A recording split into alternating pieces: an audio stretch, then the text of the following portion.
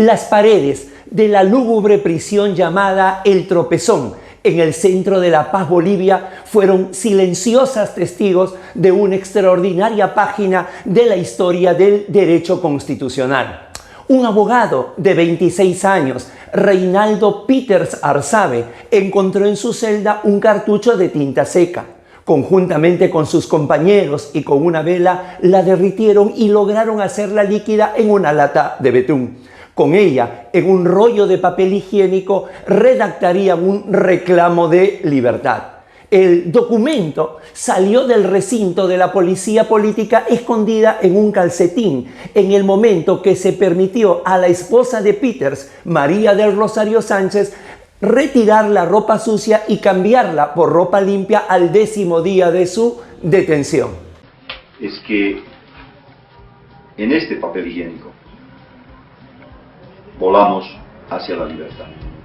Aquel habeas corpus escrito en un papel higiénico fue presentado un día como hoy hace 50 años, el 18 de mayo de 1972, a la Corte Superior del Distrito de La Paz, al amparo del artículo 18 de la Constitución Política del Estado Boliviano de 1967. Fue una hazaña jurídica y política que se hizo durante el estado de excepción emergente por el golpe de estado de Hugo Banzer Suárez el 21 de agosto de 1971.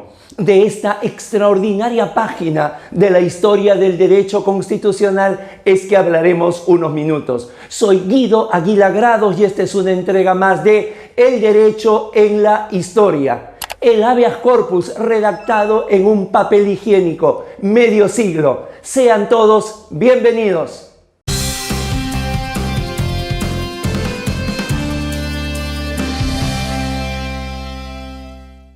Década del 70. Las dictaduras poblaban casi todo el mapa de Latinoamérica y Bolivia, en el corazón de Sudamérica, no fue la excepción. Era la dictadura de Hugo Banzer Suárez. Sí, aquel que, por el sesquicentenario de la independencia de aquel país, mandó acuñar monedas en las que aparecía su imagen al lado de la de Bolívar.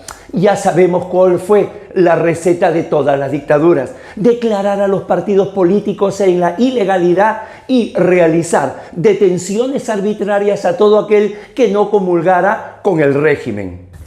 En esas circunstancias, el joven abogado Reinaldo Peters Arsabe había suscrito un manifiesto público como miembro de la Juventud Movimentista, denunciando la decisión de su partido, el Movimiento Nacionalista Revolucionario, de apoyar a la dictadura de Banzer.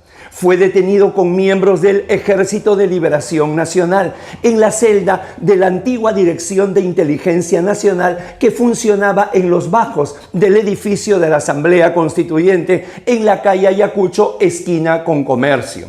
Luego de la audaz idea de elaborar un habeas corpus en la que lo apoyaron los presos que fueron la cortina perfecta para que la gendarmería paceña no sospechara de las tareas de escribanos de su propia libertad.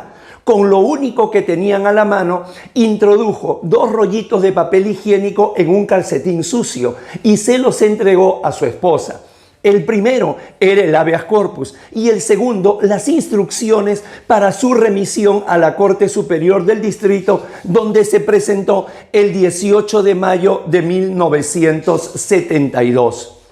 El habeas corpus, lo que hoy la Constitución boliviana del 2009 denomina acción de libertad, fue incorporado en el artículo 18 de la Constitución de 1967, con amplitud de criterio para que pueda ejercerse sin las necesarias formalidades legales ante la Corte Superior del Distrito o cualquier juez de partido a elección del demandante.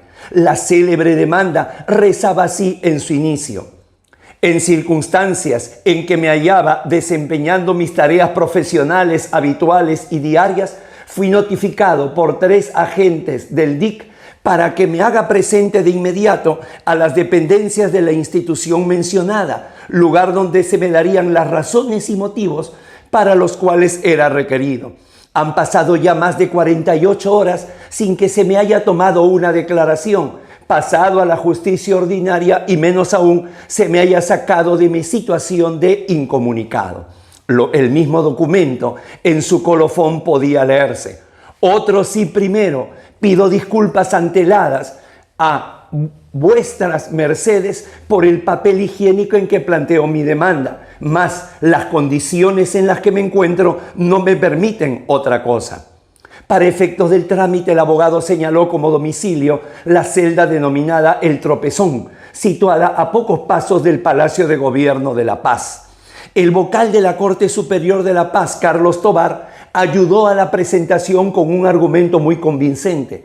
El recurso debía recibirse, así está escrito en piedra. Junto a Tobar, los magistrados que admitieron el habeas corpus fueron Modesto Burgoa, Luis Olmos Vera, José Flores Moncayo, que luego fueron destituidos para reemplazarlos por otros magistrados afines a la dictadura. La Corte admite el recurso de habeas corpus en un auto de sala plena el 22 de mayo de 1972.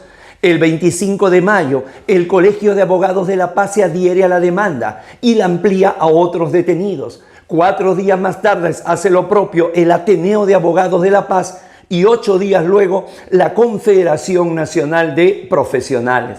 Se desató un escándalo que puso al descubierto la situación de los detenidos políticos, colgándose del habeas corpus más de 50 presos, 22 médicos, 4 dentistas, 20 abogados, 2 ingenieros, un arquitecto y un economista, provocando conmoción en el estatus social de los mismos y haciendo verdaderamente preocupar al coronel Hugo Banzer Suárez, quien consideró el auto del tribunal como una afrenta personal, llevándolo a promulgar el decreto ley del 2 de junio de 1972, limitando la Constitución de 1967 y designando un nuevo tribunal superior.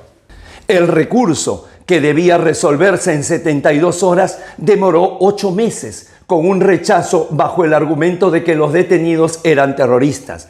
Seguidos por el ejemplo del memorial en papel higiénico, unos 300 presos políticos se sumaron a la demanda.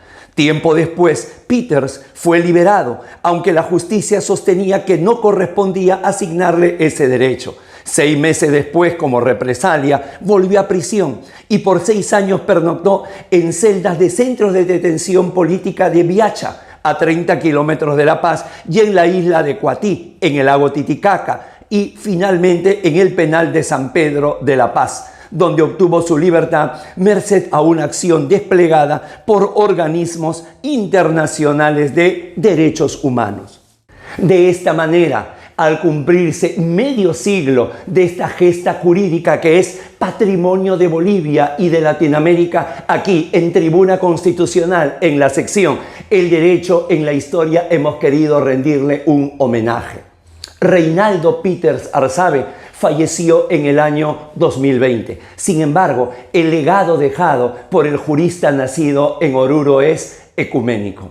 No olvide suscribirse a Tribuna Constitucional y, si lo considera, difundir estos programas. Y no olvide que todo esto es posible gracias al apoyo de EGACAL, Escuela de Derecho. Han sido muy amables por su tiempo. Muchísimas gracias. Un fuerte abrazo.